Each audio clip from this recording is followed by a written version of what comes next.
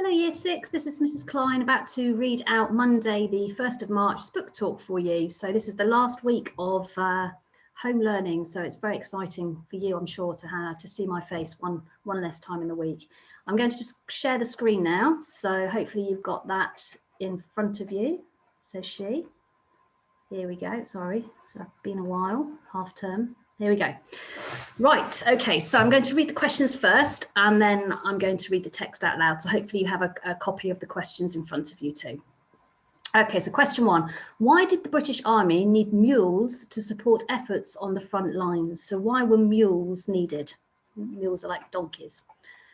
How do you think Private Fazal Khan felt when he arrived in France? So how did he feel when he arrived in France? Use evidence from the text to support your answers. So you need to have some quotations from the text and evidence from it. Read the text and underline these words or phrases. Just put an extra S there.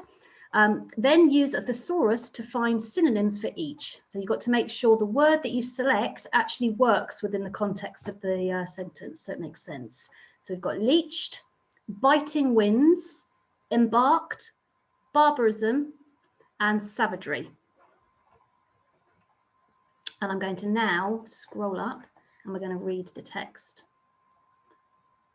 Here we go. So it's Now or Never, a Dunkirk story by Barley Ray. I'm going to just adjust my screen a bit. Here we go.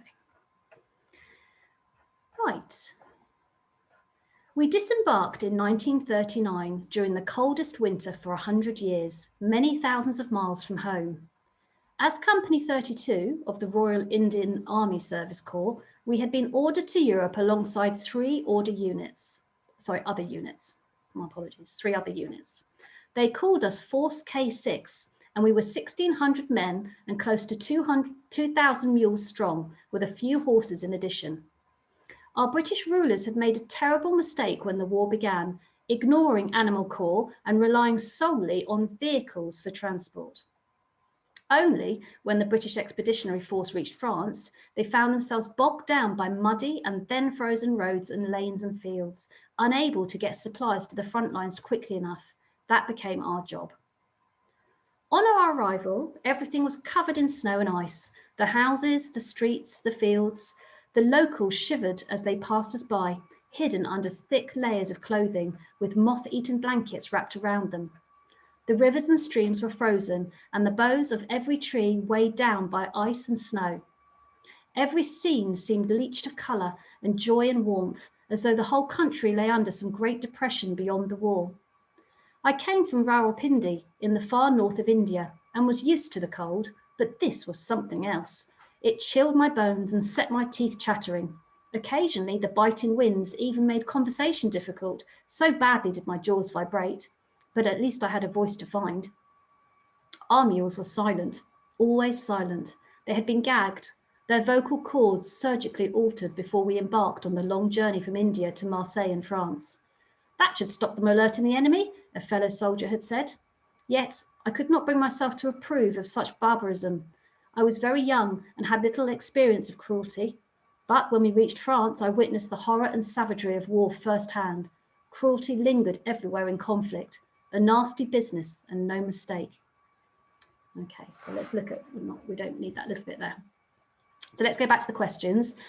Why did the British Army need mules to support efforts on the front lines? So let's go back and find where the mules were mentioned. Do you remember? So we've got here the bit about where the mules were introduced and why they were used. So think about the conditions, the weather conditions, and why the mules were needed. Okay, then how do you think Private Fazal Khan felt when he arrived in France? Use evidence from the text to support your answers.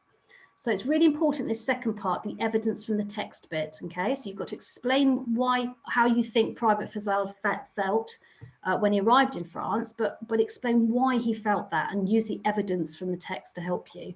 So if you go back and find that bit about where he came from originally, so think about the country he came from and think about the weather. He talked about the bitter weather, so think about finding that evidence there. And also think about the landscape and how it looked to him and describing that. So you need to think about those 2 things and really using the evidence. Read the text and underline these words or phrases. Okay, so you've got to go and find them, retrieve those words in the text and underline them. And then you've got to use a thesaurus to find synonyms for each. So find words that have similar meanings and would fit in that sentence and make sense. So we've got the words leached, biting winds, embarked, barbarism, and savagery. Okay. So you need to find those words and then underline them and really think about an alternative using a thesaurus. You've got online thesauruses available as well, remember, and you can use there's some examples and see whether it actually fits and sounds right. Don't just put it in without actually reading the sentence back again and checking that it works.